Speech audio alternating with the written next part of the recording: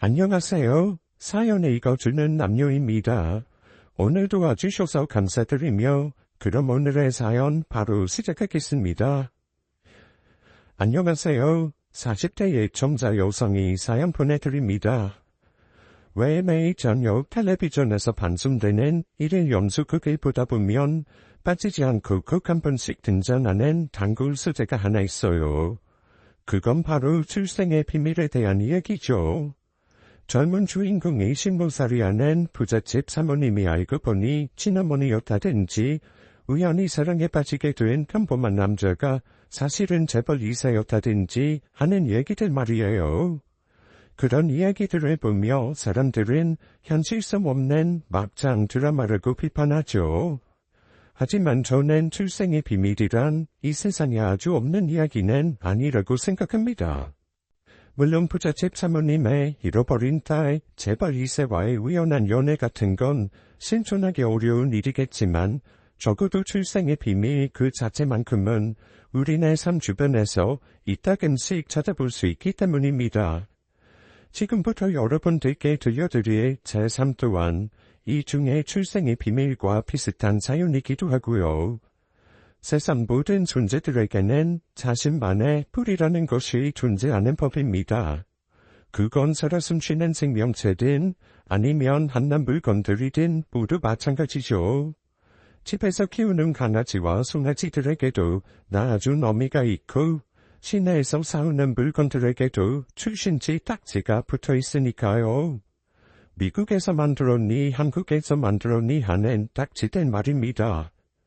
사회적 동물이라고 하는 인간은 더더욱이 다양하고 선명한 뿌리가 있죠. 태어난 고향, 어릴 적 다녔던 학교, 함께 나고 자란 형제, 그리고 핏줄을 물려주신 부모님. 저에게도 그런 뿌리들이 비록 희미하게 남아 분명 있기는 있었습니다. 전 에메랄드 빛깔 바다가 아름답게 펼쳐진 제주도의 어느 해녀마을에서 태어났다고 했어요. 하지만 아주 어릴 적에 서귀포시로 이사를 왔기에 고향에 대한 기억은 사실상 없다시피 하죠. 굿모니셨던 아버지께서는 제 교육을 위해 대대로 살아온 고향 해녀마을을 떠나셨습니다. 그런 제게는 함께 나고 자란 형제가 없었어요. 물론 둘의 친구들 중에는 외동아들, 외동딸들이 심심치 않게 있었기에 특별한 일은 아니었죠.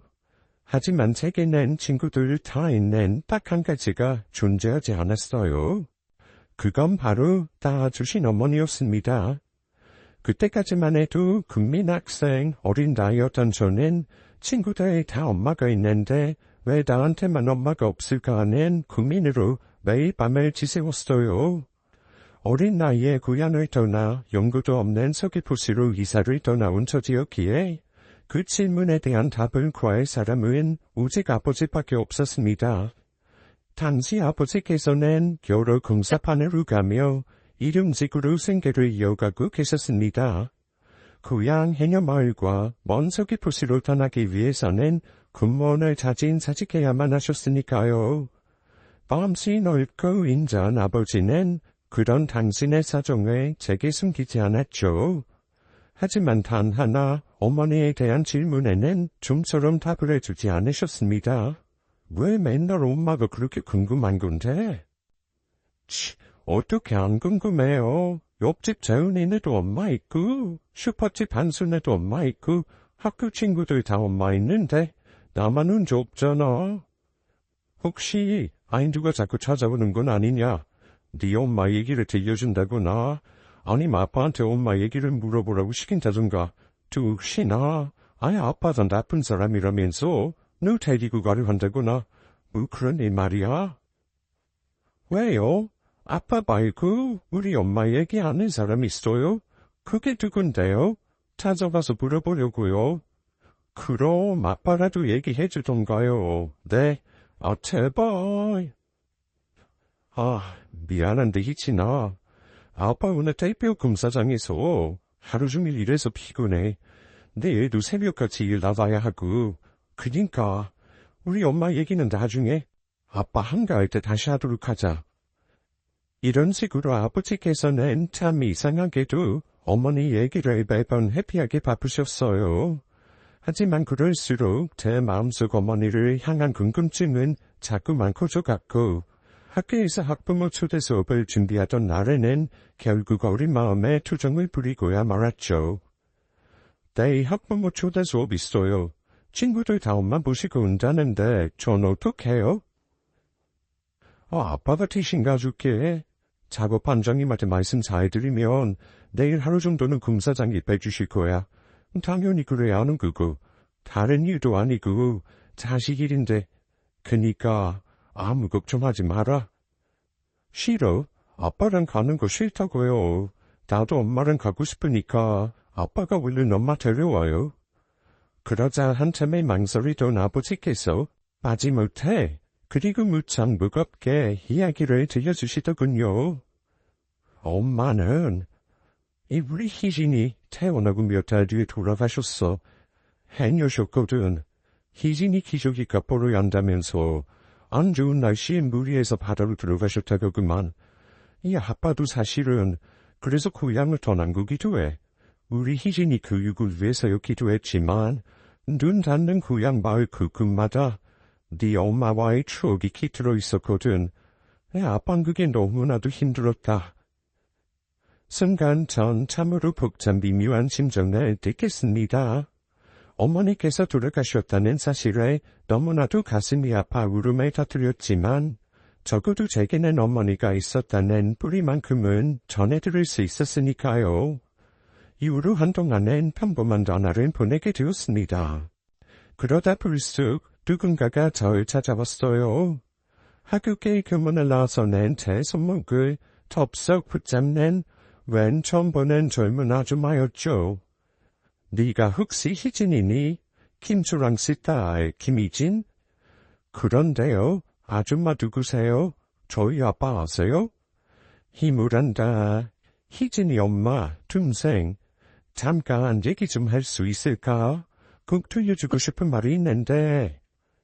어머니 돌아가셨는데요? 아니란다. 엄마 살아계셔. 순간 저는 아버지의 말씀이 떠올랐어요. 누가 엄마를 안다고 찾아오는 사람이 있으면 위험한 사람이다. 따라가지 말아라.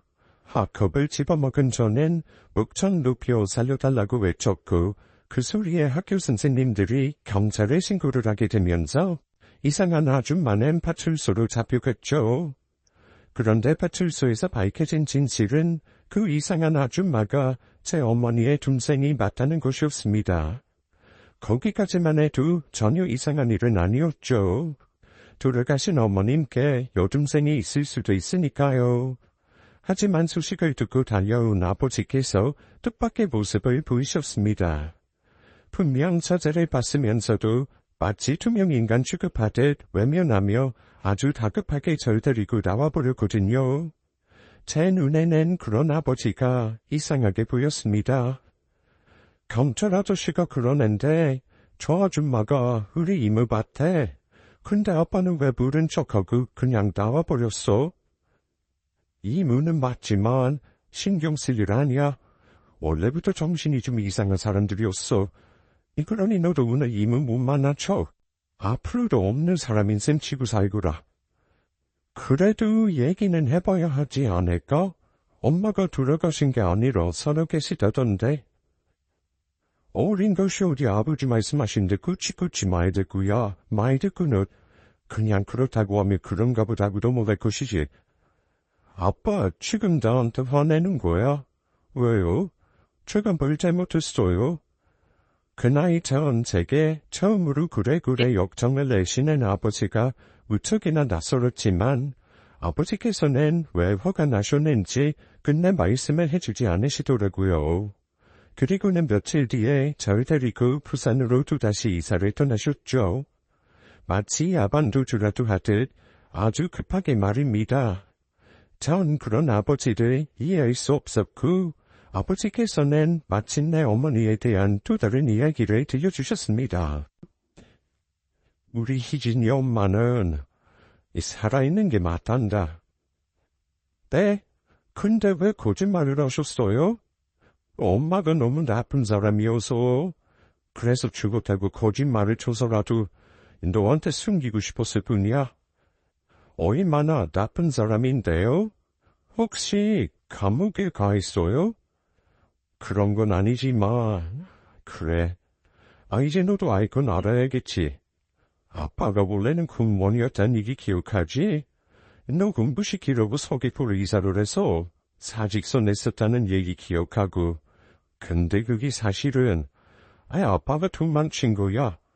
네 엄마가 고향 사람들한테 너무 못된 짓을 저지르는 바람에 남편이었던 남아저도 알고지가 된 채로 야반도 주어듯이 급하게 멀리 도망쳐야 했던 바람에 그 무식은 죄에 묻게 살 수밖에 없는 군원 일도 그만둬야만 했던 거고. 너무 못된 짓이라뇨? 그냥 그렇게까지만 알아두거라. 우리 희진이가 이해하기에는 너무 어려운 얘기라서 다만 이거 하나만 기억해 주렴. 엄마랑 아빠는 이혼했어. 나쁜 사랑이랑 도저히 결혼 생활을 이어갈 수가 없어가지고 아빠가 먼저 이혼을 하자고 했다. 그러니 너도 이제 다시는 엄마 얘기 꺼내지 말아주겠니? 그럼 지금도 나 엄마 때문에 도망가는 거예요? 친구들하고 작별 인사 한마디 부탁하고? 아빠도 도저히 어쩔 수가 없었어. 이모가 나쁜 엄마 데리고 찾아오거나 우리 희진이를 나쁜 엄마한테 잡아다 버릴까봐 아빠는 우리 딸을 지키고 싶은 거야. 이해하지? 그때 말씀하시는 아버지께서는 어린 제가 보기에도 분명치를 들고 계셨습니다. 어머니라는 사람이 우죽심하게 나쁜 사람이면 좋은 부모인 아버지께서 저러시는지 그 심정을 어렴풋이 느낀 저는 다시는 엄마 생각하지 않겠다고 철석같이 약속을 했어요. 그렇게 저희 부녀는 생면부지 부산에 도착하게 되었죠. 부산에서의 삶은 무엇 하나 쉬운 것이 없었습니다. 아버지는 지인 하나 없는 낯선 곳에서 이 공사판 저 공사판에 전전하셨고 전 저대로 새 학교와 친구들에게 적응하느라 부단히도 고생을 해야만 했죠. 그런 제게는 늘 이런 눌림이 따라붙었어요. 돈 왜 자꾸 우리끼리 두는데 끼어들려고 그래? 꺼져. 엄마도 없는 제주도 촌이나. 또 지금 뭐라 그랬어? 엄마도 없는 제주도 청년이라고 했다 왜? 그게 내 잘못이야? 왜 나한테 뭐라고 그래? 억울하면 엄마 들어오든가. 처음엔 꾹 참아두었습니다. 제가 먼저 녀석들에게 마음을 열고 다가서려 노력도 많이 해보았어요. 하지만 엄마 없는 제주도 청년이라는 고리표는 좀처럼 떨어져 나가질 않았고 괴롭힘과 눌림을 이겨내지 못한 저는 결국 녀석들과 싸움을 벌이기 일쑤였죠. 물론 훨씬 더 많이 얻어맞은 적은 언제나 제 쪽이었어요. 녀석들은 숫자가 많은데 전 언제나 저 혼자였기 때문이죠. 그럼에도 저와 아버지는 매번 죄인이 되어야만 했습니다. 역시나 엄마가 없는 가정이라는 이유에서였어요. 이보세요, 희진 아버지. 남의 집 귀한 자식들 얼굴을 이 모양으로 만들어놨으면 죄송하다, 희진이를 단단히 혼내놓겠다, 뭐 그런 말이라도 있어야 하는 거 아니에요? 택내 자제분들이 저희 딸을 먼저 괴롭혔다지 않습니까? 더 많이 다친 쪽도 우리 희진이고요. 그래서요, 지금 잘했다 이건가? 없이 사는 처지면 추재 파악이라도 똑바로 하고 살아야지 말이야. 그런 말씀이 아니라. 됐네요. 남편이 그 모양 그 꼴이니 마누라가 두 마늘같이. 하기사 딸내미 손재머리 돌아온 것도 이해가 가긴 갑니다. 엄마 없는 가정에서 자란 자식이에 뭘 좀 하겠냐고요. 아버지라도 제대로 된 사람이면 또 몰라. 그올랑 막 넣던 큰 주제에. 저 원래 군원이었습니다. 저도 나름 사정이 있어서 어렵게 살고 있을 뿐이지 뭐 배운 사람 절대로 아니에요. 그리고 저도 저 나름대로 혼자서라도 희진이 구김살 없이 키워보려고 노력 중입니다. 그 사람이 말이야, 거짓말을 하려면 그럴싸하게라도 하든가 제주도에서 공무원이었다는 말, 우리더러 믿으라고 하는 건가요, 지금? 뭐 100번 양보해서 믿어준다고 칩시다. 그래봤자 결국 그쪽이 제대로 된 부모가 아니라는 증거밖에 더 돼요. 어지간해선 잘릴 일 없는 철밥통 공무원이 나라 밥도 나서 누가 답판이나 전전할 이유가 뭐가 있겠냐고요. 사회적으로 용납될 수 없는 나쁜 짓이라도 저질렀으면 또 몰라. 이를테면 무슨 범죄 같은. 전 가만히 구경만 하고 있었냐고요. 당연히 아니죠. 사랑하는 아버지를 향한 모욕을 참을 수 없기에 분명히 항변했죠. 아줌마가 뭘 한다고 자꾸 말을 함부로 해요? 우리 아빠는요, 절 지키기 위해서 어쩔 수 없이 공무원 그만두고 고향에 떠난 거란 말이에요. 아이고, 옛 싸가지 없는 것 좀 보게. 누가 애미 없이 자른 것 아니랄까봐. 너 그러다가 네 아버지처럼 못난 어른 되는 거야, 이년아. 그런 일들을 수시로 겪고 자라며 전 자연스럽게 어머니를 향한 원망을 품게 되었고, 하루는 너무도 괴로웠던 나머지 아버지께 하소연을 하기도 했었죠.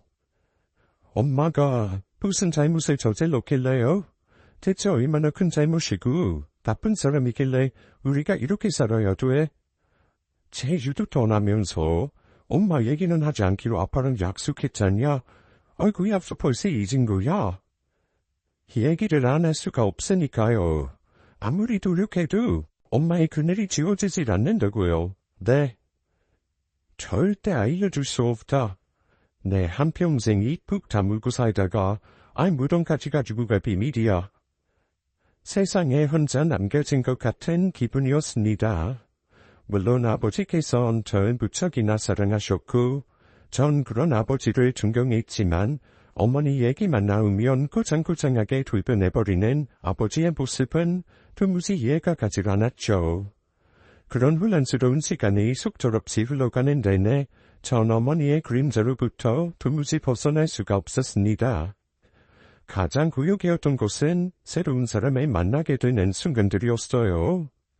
왜 보통 처음 만난 사람끼리 알아가는 과정에서 가족 이야기를 하게 되는 경우가 있잖아요. 그때마다 매번 저는 어머니가 존재하지 않는 가정 상황에 대해 설명해야만 했습니다. 어머니가 대체 어떤 잘못을 저질렀는지 저 스스로도 제대로 알지 못한 채로 말이에요. 그렇게 저는 어느덧 고등학생이 되었어요. 그때 전 뿔이 걷는 노력 끝에 부산에서의 생활에 많이 적응해 있었고 친하게 지내는 학교 친구들도 몇 명이 생기게 되었죠. 마침 제가 다니던 고등학교에서 수학여행을 제주도로 떠나게 되었습니다. 야반 투주한테 떠나야 했고 고향 제주도를 다시 마주하고 나니 감회가 새로웠어요. 아마 친구들도 저의 마음을 피부로 느끼고 있었던 모양이었죠. 수학여행 첫날 밤에 제게 물어보더라고요. 어떤 곳이야, 네가 태어난 고향은? 기억 안 나? 거의 건너너기 때 서귀포시로 이사를 갔거든. 에이, 그래도 고향인데 어떻게 하나도 모를 수가 있어. 맞다. 바닷가 해녀 마을이라고 했어. 와, 그럼 어머니도 해녀셨겠네. 야, 너가 엄마 얘기 제일 싫어하는 거 뻔히 알면서. 미안, 해녀 얘기 들으니까 신기해서 궁금하기도 하고. 그래서 말인데, 내일 자유시간에 너네 고향 한번 찾아가 볼래? 아버지한테 전화드려서 좀 내 이름이라도 물어봐봐.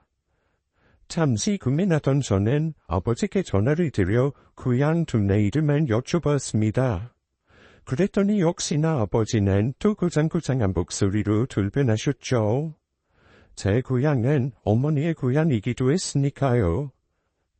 혹시라도 찾아갈 생각 따윈 하지도 마라. 네가 봐야지 그것이 아니라니까는. 엄마 찾으러 가는 것도 아니고 그냥 둠내 풍경만 구경하고 올게요. 그 정도는 괜찮잖아요. 엄마는 식구들이 아직도 그 동네 살고 있으면 혹시라도 네 얼굴 알아보고 접근이라도 해오면 아빠, 나 이제 고등학생이야. 그만큼 컸는데 얼굴을 어떻게 한번 알아보겠냐고요. 아버지 접시물에 코 받고 죽는 걸 보기 싫거들라. 허튼 생각 꿈도 꾸지 마. 그렇게 고함에 지르며 전화를 확 끊어버린 아버지께서는 밤새 제 걱정이 이만저만이 아니셨던 모양이더라고요. 이튿날 아침 비행기를 타고 제주도 저희 학교 숙소로 찾아오셨습니다. 그리고는 모든 학생들이 보는 앞에서 제 앞에 무릎을 꿇으셨죠.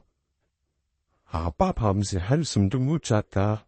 아이 혹시라도 너 혼자 고향 동네 기억도 울려서 찾아가기라도 할까 봐서. 이러다세요. 선생님들이랑 친구들이 다 보고 있잖아요. 아니다. 내 이렇게라도 부탁을 해야겠구나. 엄마 생각 없이 사는 것뿐만이 아니라 고향 마을을 찾아가서도 안 돼. 왜요? 대체 왜 그렇게까지? 엄마가 무슨 대역죄라도 저지른 거예요? 우리 희진이랑 아빠랑 다시는 같이 살 수 없게 되어버릴지도 모르니까. 전 잠시 아버지를 바라보았어요. 아버지께서는 제 앞에서 처음 눈물을 비치셨죠. 그 눈물이 너무 가슴 아팠던 저는 약속을 해버렸습니다. 알았어요. 이유는 잘 모르겠지만 아빠가 그렇게까지 말할 정도로 내가 엄마랑 욕해서는 안 된다면 앞으로는 다시는 입도 번긋 안 할 테요. 나도 아빠랑 같이 살지 못하겠다는 건 싫거든요. 우리는 세상에 딱 둘밖에 남지 않은 가족이잖아요. 그리고 부탁 한마디를 덧붙였어요. 대신에 나도 부탁 하나만 할게요. 내가 진실을 충분히 감당할 수 있는 나이가 되면 한 번은 꼭 진실을 들려주세요. 나도 평생 가슴앓이만 하면서 살 수는 없잖아요. 그건 저한테도 너무 괴로운 일이잖아요. 아버지께서는 아무런 대답도 해주지 않으셨지만 전 언젠가 한 번은 진실을 들을 수 있게 되리란 희망을 놓을 수는 없었습니다. 제 앞에 무릎을 꿇고 눈물을 바치신 아버지의 모습으로부터 반드시 제가 알아야만 하는 무언가가 숨겨져 있을 거라는 직감을 했으니까요. 물론 저와 아버지를 힘들게 만든 어머니를 향한 그리움은 아니었습니다. 다만 제가 노년이 된 아버지의 부자가 되어 있을 미래를 향한 마음이었죠. 어머니가 그토록 나쁜 사람이라면, 그래서 아버지께서 평생을 피해가면서 사셔야 했다면 그런 어머니로부터 전 아버지를 반드시 지켜내야 했으니까요. 이 세상에 단 하나 있는 가족이자 외동딸로서요. 이후 시간은 참 빠르게도 흘렀습니다. 가정 환경 탓에 공부에 집중할 수 없었던 저는 2년제 전문대학을 겨우 졸업했고 졸업한 뒤로는 전공을 살려 재과재판사가 되었어요. 억초같이 일해서 모은 돈으로 저만의 작은 빵집을 차리던 날에는 아버지와 전 서로를 부둥켜 안고 감동의 눈물을 펑펑 쏟았죠. 그러는 사이 친구들은 모두 결혼해서 아이의 부모가 되었지만 전 연애와 결혼 같은 것에는 좀처럼 관심이 없는 여인이었어요. 아버지께서 시집 걱정을 아무리 하셔도 저로서는 영 내키지 않을 뿐이었죠. 이 또한 아마도 어머니의 그림자 때문이었습니다.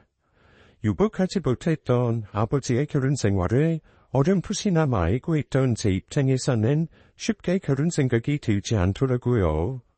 그렇게 제 나이가 40에 접어들던 어느 날 닫혀있던 제 마음에 열어젖힌 사내가 나타나고야 말았습니다. 매일 아침 저의 빵집에 들려 아침 식사로 제가 직접 만든 빵을 사가는 평범한 직장인이었죠. 어제 사다던 빵 있잖아요. 그거 정확한 이름이 뭐예요? 아주 맛있던데. 기본엔 크루아상이라는 프랑스 빵이에요. 아닌 것 같은데요. 저 빵 좋아하는데 제가 많이 먹어본 크루아상이랑은 좀 달랐어요. 그래서 기본엔 하는 말 붙였잖아요. 크루아상에다가 제 비법을 섞어서 다르게 만들어봤죠. 아이 그렇구나. 그럼 내일 아침에도 그 빵으로 부탁할게요. 미안해서 어쩌죠. 비법에 들어갈 재료가 떨어졌거든요. 오늘 주문 넣어도 모레쯤이나 돼야 들어올 것 같은데. 그럼 아무거나 괜찮아요. 사실 전 사장님이 만든 빵이면 다 좋아요. 아니다. 사장님을 좋아하는 건가? 자기 마음대로 뜬금없이 고백을 해버렸던 그 남자. 그래놓고는 얼굴에 발굴에 붉히는 그 남자의 모습이 전 싫지만은 않았어요. 이후로 그 남자는 단돌하게 제 삶에 스며들기 시작했죠. 이진씨, 혹시 나한테 빵 만드는 거 가르쳐줄 생각 없어요? 앞으로 빵 직접 만들어 드시게요? 단골 손님 없어지면 전 뭐 먹고 살라고요. 내 사람 묻고. 아유, 둥글 막히는. 혹시 다른 여자한테도 그러고 다녀요? 그런 사람을 왜 제가? 혹시나 바람둥이는 아닌가 걱정여서요. 걱정하지 말아요. 세상 딱 한 사람, 우리 희진 씨한테만 그르치는 남자니까. 마침내 그 남자와 연인이 된 저는 오래지 않아 결혼까지 생각하게 되었죠. 어느 화창한 주말에 그 남자가 동네 어린 아이들과 운동장에 뛰노는 모습을 보며 제 안에 숨겨져 있던 보상을 발견하게 되었습니다. 엄마가 되고 싶어졌어요. 또한 그 남자는 어쩌면 하늘이 점지해준 인연일지도 모른다는 생각마저 들었습니다. 뜻밖에도 저희는 하나의 뿌리를 공유하고 있었으니까요. 근데 준민 씨는 왜 그렇게 빵을 좋아해요? 우리 나이가 안 넘었는데 빵보단 밥이 좋아질 나이 아닌가? 빵집 사장님이 할 소리는 아니지 않나요? 에이, 빵 만드는 법 가르쳐달라면서 끼부린 게 누군데? 하긴, 그건 그렇죠. 뭐 굳이 설명하자면 어릴 적 기억 때문에 지금도 빵을 좋아하는 것 같아요. 동네 작은 빵집에서 빵 하나 사가지고 부모님이랑 바닷가에 앉아서 나눠 먹었던 시간이 아직도 그리워요. 빵이 맛있었던 건지 아니면 에메랄드빛과 바닷가 풍경이 맛있었던 건지도 모르겠지만 바다 많이 좋아하나 봐요. 당연하죠. 제주도 바닷가 마을 출신인데 제 고향도 제주도예요. 오, 그래요? 신기하다. 육지에서 고향 사람을 만나고 사랑에 빠지고 희지 씨 고향은 제주도지래요? 기억이 잘 안 나요. 워낙 애기 때 서귀포로 이사를 가버리는 바람에 제가 알고 있는 건 그곳이 해녀 마을이었다는 것밖에 없고요. 순간 그 남자가 제 손에 덥석 잡으며 외쳤어요. 역시나 우리 천생연분이었네요. 저희 할머니도 해니셨거든요. 저도 같은 생각이었습니다. 부산이라는 타지에서 제주도라는 같은 고향 뿌리를 가진 남자를 만나 사랑에 빠졌으니까요. 그날 저희는 바로 그 운명을 받아들여 부부가 되기로 약속했습니다. 하지만 결혼이라는 게 당사자들이 좋다고 다 성사되는 건 아니잖아요. 양가 어른들의 허락이 떨어져야 비로소 성사될 수 있는 게 결혼이죠. 저희는 결혼 허락을 받기 위해 시댁이 대대로 뿌리내리고 살아온 제주도로 방문해야만 했습니다. 시부모님 되실 어른들이 멀고 먼 부산으로 오시라고 불러내는 건 예의가 아니었으니까요. 다만 전 아버지께서 또 제 걱정에 밤잠 못 이루실까 우려된 나머지 제주도 이야기는 꺼내지 않은 채로 비행기에 몸을 실었습니다. 시부모님께서는 제주도 해녀마을의 어촌 계장님이었어요. 저도 제주도 출신, 그 중에서도 해녀마을이 고향이라는 말씀을 드리니 아주 반기시더라고요. 제가 태어난 고향의 바다도 여기처럼 아름다웠을까요? 제주도 바다는 어디든 아름답지. 그런 고향을 기억하지 못하는 삶이 어찌나 서운했을까. 이제 아무 걱정 말고 마음 쓸쓸하고 울적할 테면 언제든 데려와서 시간 보내. 우린 늘 환영이란다. 저도 그럴 수 있었으면 참 좋겠어요, 어머님. 왜? 빵집 일이 많이 바쁘니? 시어머니의 질문에 전 잠시 대답을 망설였어요. 결혼을 앞둔 상황에서 내 복잡한 친정 상황이 걸림돌이 되지는 않을까 하는 걱정 때문이었죠. 하지만 걸림돌이 된다고 한데 숨겨서도 안 되는 일이기도 했습니다. 상처를 거짓말로 숨기고 시작한 결혼이 행복할 수 있을 리 없을 테니까요. 그래서 저는 아버지와 어머니의 일에 제가 알고 있는 만큼 전부 솔직하게 설명드렸습니다. 그러자 시어머니께서 저를 한참에 빤히 바라보더니 이렇게 물어보시더라고요. 사돈께서 큰머니셨다고? 네, 빨리 이사를 가면서 그만둘 수밖에 없으셨다고 해요. 흑여 박하사돈 되시는 분께서 40년 동안 숨어 지냈던 건 아니니? 그게 무슨 말씀이세요? 아휴, 단순한 오해일 수도 있으니 너무 중요하게 듣지 말아주렴. 사돈은 이상한 사람으로 배도하자는 게 아니라 우리 동네에도 비슷한 상황이 있었어. 남편과 부인의 입장만 거꾸로 뒤바꿔 놓으면 말이다. 시어머니께서는 무척 심각한 표정으로 말씀을 이어가셨습니다.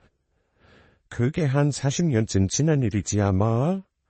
우리 마을에 아주 몹쓸 짓을 벌이려다가 발각된 놈이 하나가 있었어. 대대로 인연 맺고 살아온 마을 식구들 전체를 순식간에 알고지로 만들 뻔했을 만큼 흉악한 짓이었지.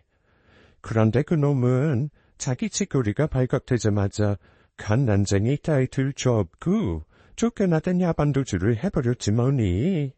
하루아침에 딸까지 잃어버린 그 집안에는 심지어 40년째 남편 피해서 숨어 지내고 있단다. 왜 숨어 지내요? 그 흉악하고 몹쓸 놈이 푹스라도 해올까봐 무서우니까. 아내가 그 놈이 버린 짓거리를 마을에 폭로하면서 발각이 되어버렸거든. 실제로 야반도주하고 한 몇 년 동안에 덩치 좋은 무례배들을 지 안에 잡아오라고 수차례 보내기도 했었고, 아내가 몹쓸 짓거리가 실행되기 전에 마을에 알린 덕분에 자기가 쇠고란 교도소 신세까지는 면하게 되었다는 은혜도 모르고 말이다. 글쎄요, 아무래도 다른 이야기 같아요. 저도 자세한 내용까지는 잘 모르지만 아내 때문에 알고 지던 건 오히려 저희 아버지 쪽이거든요.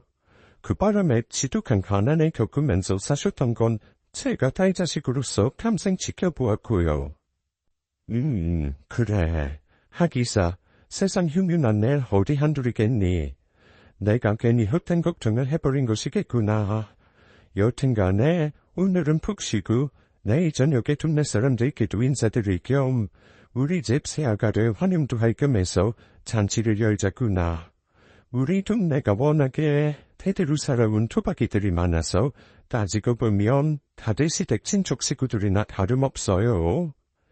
맞다. 혹시 시댁 식구들 많은 건 부담스럽니? 그럴 리가요.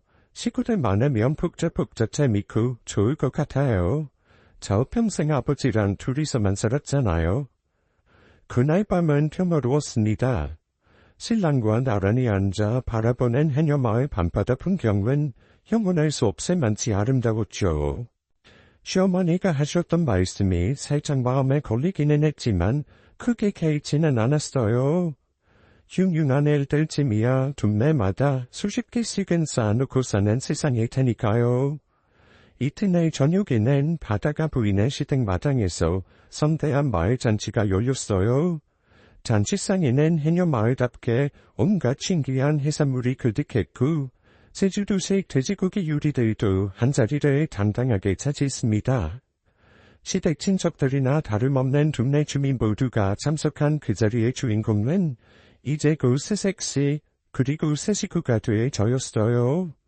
그렇게 모두의 축복이 쏟아지던 그때 뒤늦게 도착한 한 여자가 무척 놀란 목소리로 제 이름을 부르더군요. 그 여자를 돌아본 저는 한눈에 누구인지를 알아보았습니다. 세월이 많이 흘러 주름진 얼굴이기는 했지만 서귀포 국민학교 교문으로 저를 찾아왔던 이모가 확실했어요.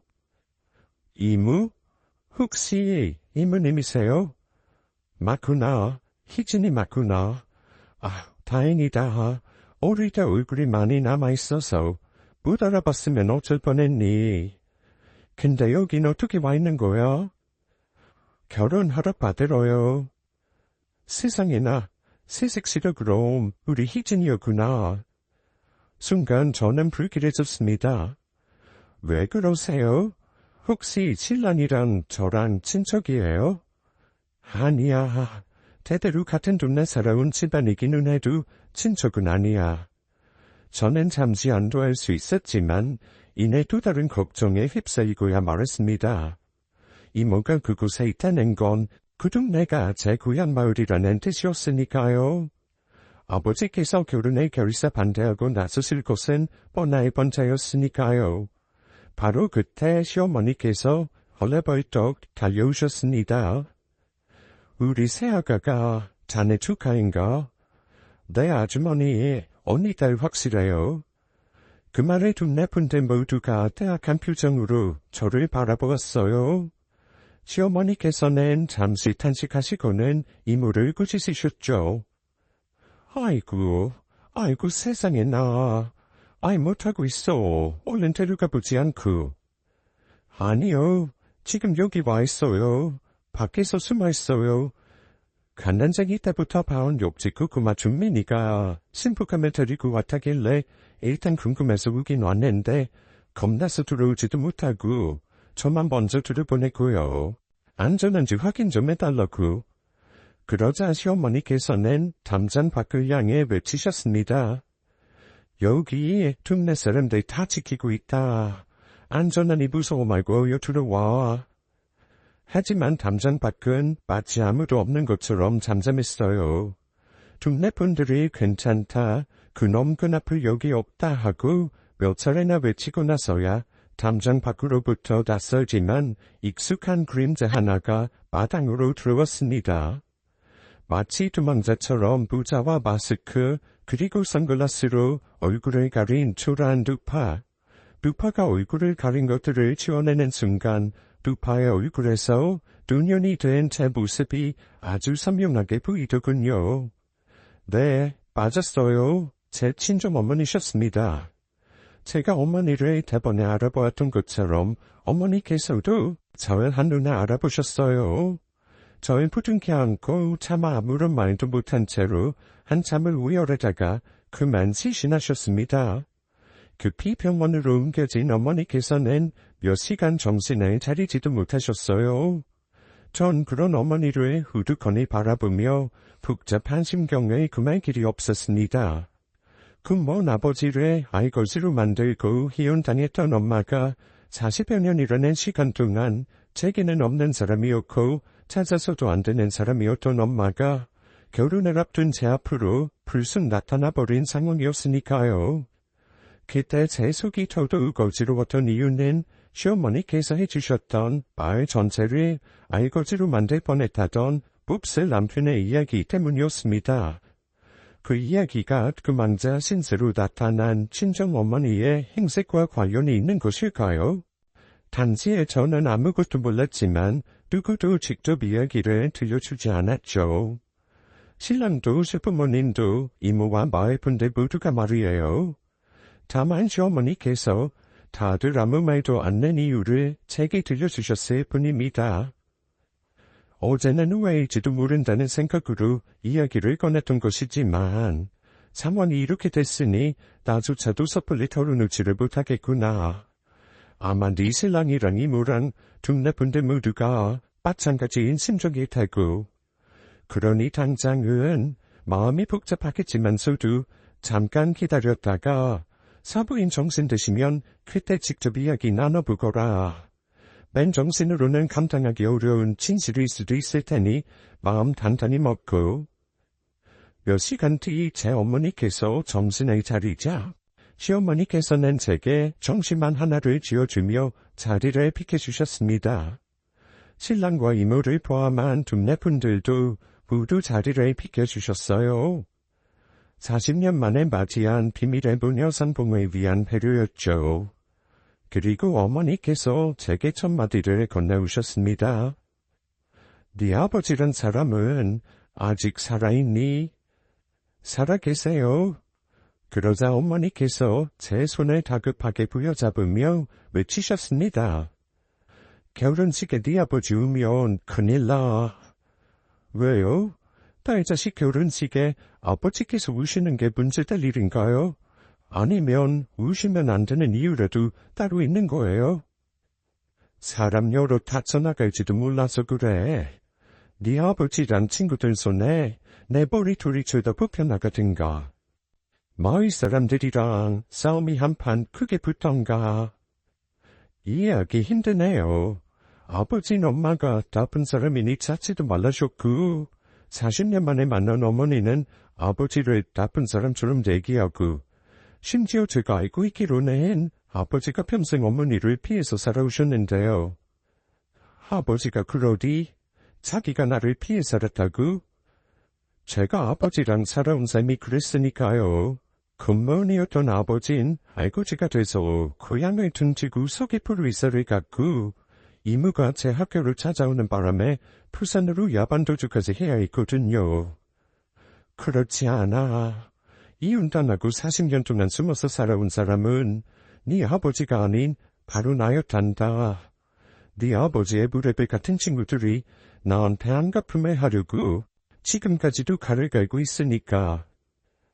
그렇게 어머니를 통해 모든 진실이 마침내 밝혀졌습니다.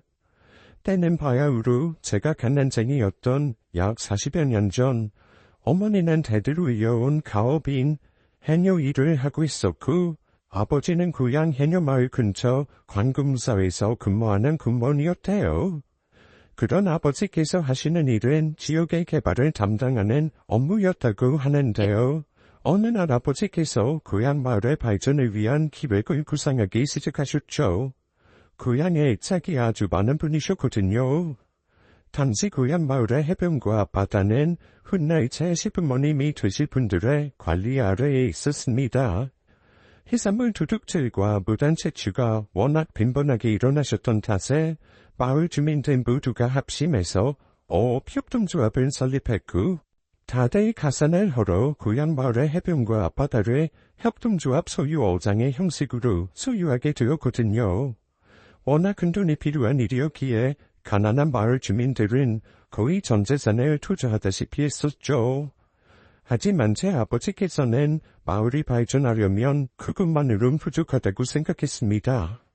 그래서 떠올린 것이 협동조합 소유의 해변을 이주트 건설사 쪽에 매각하는 것이었어요. 당시는 제주도에 막 리조트 건설 붐이 일었던 시절이었던 데다가 잘 성사만 된다면 마을 주민 전체가 큰 풀을 누릴 수 있는 일이기도 했죠.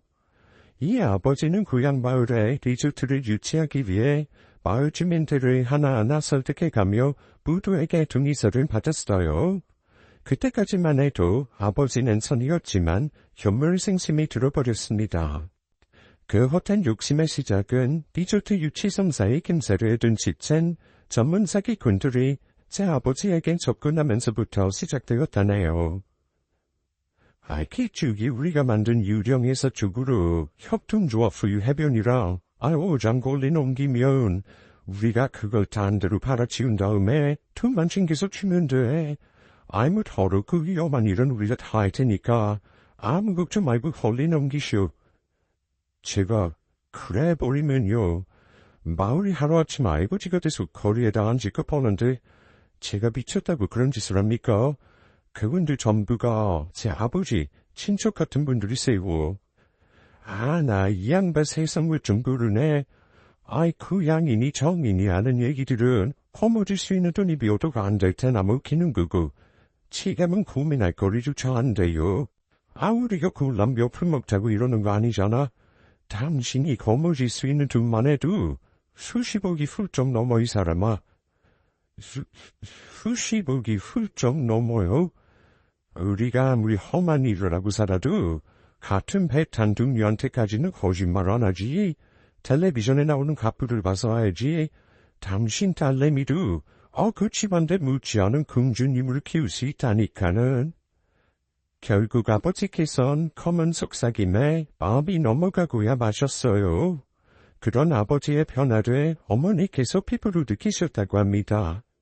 사람 눈빛이 허공에 붕 떠있는 사람 같은 것이 뭔가 불길한 느낌이었던 거죠. 이에 어머니께선 아버지를 걱정하는 마음에 조용히 지켜보며 지냈는데요. 어느 깊은 밤 아버지께서 전화통화하는 목소리를 옅게 들으셨다고 합니다. 휴대폰이 없었기에 집 전화로 통화를 할 수밖에 없었던 시절이었거든요. 해변이랑 오장거리 그쪽으로 옮기겠습니다. 대신 약속하셨던 그 돈에다가 우통까지 추가해서 받아야겠습니다. 제 입장에서는 평생 살아온 고향과 정나는 이웃들을 쳐버리는 일이 될 테니까요. 아버지가 통화를 이어가는 사이 어머니는 비주트 유치를 빙자한 사기 행각에 필요한 서류들을 모두 챙겨 집을 빠져나가셨습니다. 그리고는 곧장 마을회관으로 가서 방송을 했죠. 희운 여러분, 지금 우리 마을이 위험에 처했습니다. 다 함께 힘을 합쳐서 고향을 지킵시다.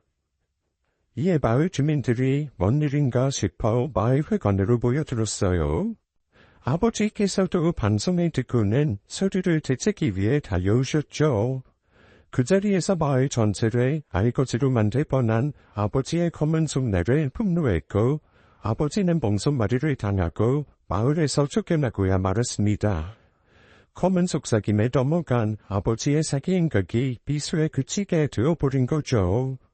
그렇게 아버지는 자신의 계획을 폭로하고 막아선 어머니를 증오하게 두었고 이윤투장을 찍는 즉시 절대리고 야반도주를 해버렸습니다. 애는 두고 가라며 붙들고 늘어지는 어머니께 손찌검타지 해가면서요.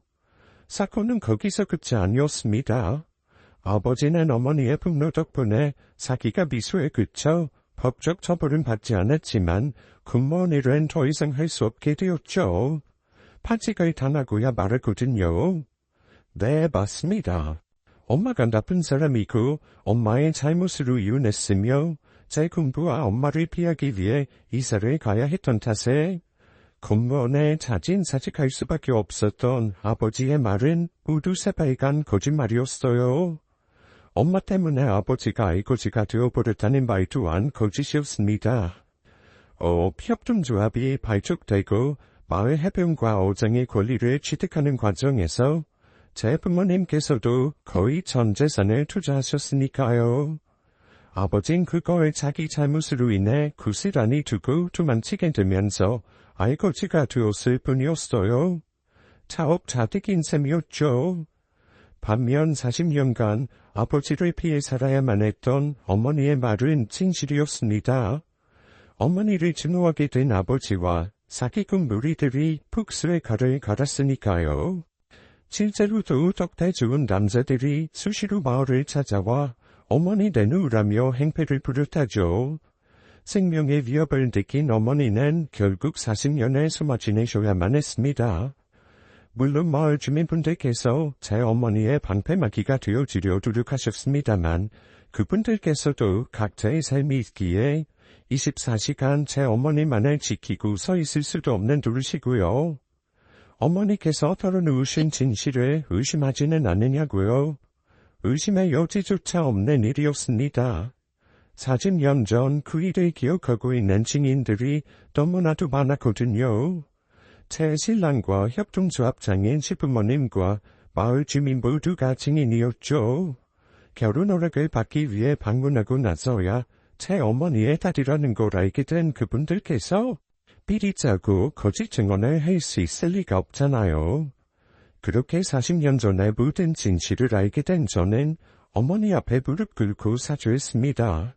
그리고 고백했어요. 전 그런 줄도 모르고 지난 40년간에 엄마를 원만하며 지냈어요. 미워해서 죄송해요. 그리고 조금은, 아니 아주 많이 그리웠고 보고 싶었어요, 엄마. 어머니께서는 뜨거운 눈물을 흘리며 못난 딸인 저를 다독여 주셨습니다. 하지만 그것만으로는 모든 일이 끝난 것은 아니었어요. 아버지의 맛으로부터 어머니를 지켜야만 했습니다. 동시에 제 결혼 또한 지켜내야 했죠. 마침내 저는 단판을 짓기 위해 아버지와 마주 앉았습니다. 요즘 통 연락이 없던데 아유 며칠 사이감이랑 여행이도 다녀온 거냐? 제주도요. 뭐? 거기서 저 제뿔이 자꾸 돌아왔어요. 엄마도 만났고 고향도 찾았고 무엇보다 제일 중요한 건 40년 전의 진실까지 전부 다 알게 됐고요.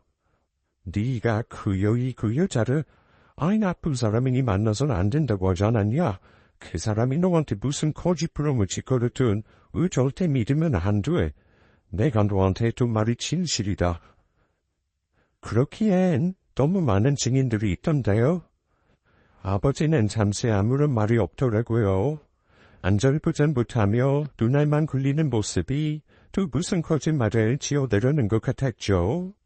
전 또다시 아버지의 거짓말을 듣고 싶지 않았습니다.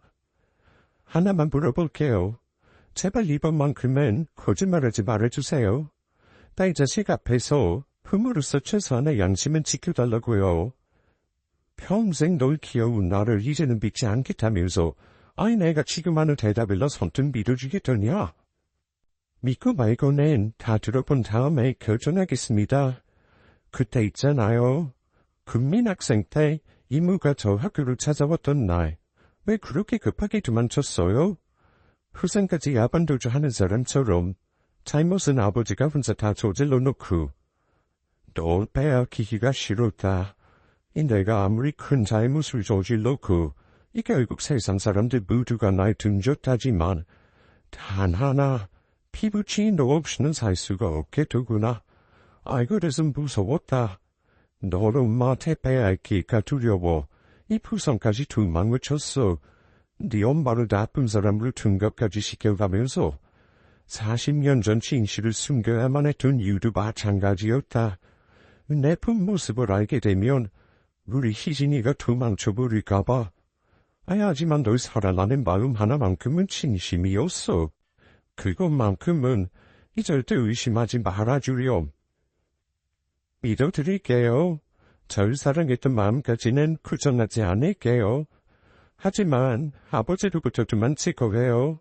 아버지에게 너무 크게 실망했고 얼마나 무서운 사람인지 너무 잘 알게 돼버렸으니까요. 희진아. 그리고 경고 한마디만 드릴게요. 어머니한테 해코자를 생각하지 말아요. 그래봤자 전 아버지한테 결국 돌아오지 않을 거고 괜히 아버지만 좋지 않고 보시게 될 테니까요. 너 지금 애비를 협박하는 거냐? 네가 어떻게 나한테 이럴 수가 있어? 내가 그 위험한 일에 손대게 된 이유가 뭐 때문이었는데 그게 다 너 가부치 공주니처럼 키우고 싶어서였단 말이야. 아무리 그렇다고 해도 제가 함부로 덮어드릴 수 있는 잘못이 아니죠. 장장 40년에 자식 얼굴도 못 본 채로 겁에 질려 숨어 살아야 했던 어머니의 원한이 있고 동네 전체가 이고지가 될 뻔한 마을 주민들의 마음고생을 생각해서라도 그래, 어디 네 마음대로 해보려무라.